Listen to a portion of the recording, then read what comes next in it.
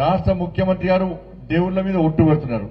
బండి సంజయ్ ఏమో దేవుళ్ల గురించి మాట్లాడితే ఇక్కడ కొంతమంది నోటి దురద ఉన్నటువంటి కొంతమంది కాంగ్రెస్ పార్టీ నాయకులు ఊకే బండి సంజయ్ దేవుడు అంటాడు, ధర్మం అంటారు అని చెప్పి నన్ను తిడతారు.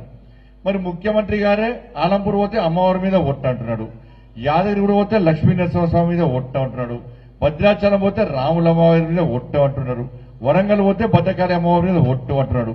వాళ్ళు ఒట్టేస్తే వాళ్ళు దేవుని గురించి మాట్లాడితే తప్పు లేదట. బండి సంజయ్ అక్షింతల గురించి, రాముడి గురించి, అయోధ్య రామాలయం గురించి మాట్లాడితే మాత్రం ఇక్కడలకు భయపడుతున్నారు. వాళ్ళు మాట్లాడితే కరెక్ట్, నేను మాట్లాడితే తప్పు. ఇలా రుణమాఫీ 2 లక్షల రుణమాఫీ ఆగస్టు 15వ తారీఖు చేస్తారట. నేనన్నా మీరు ఎన్నికలకు గెలిచాక 100 రోజుల లోపల చేస్తా అన్నారు. ఇప్పుడు ఎందుకు ఎవరు అడ్డమచ్చిర్రు, ఎవరు ఏదంటున్నారు? ఎన్నికలు 3వ తారీఖు 4వ తారీఖు రిజల్ట్స్ వస్తాయి, 10వ తారీఖు చేయొచ్చు కదా.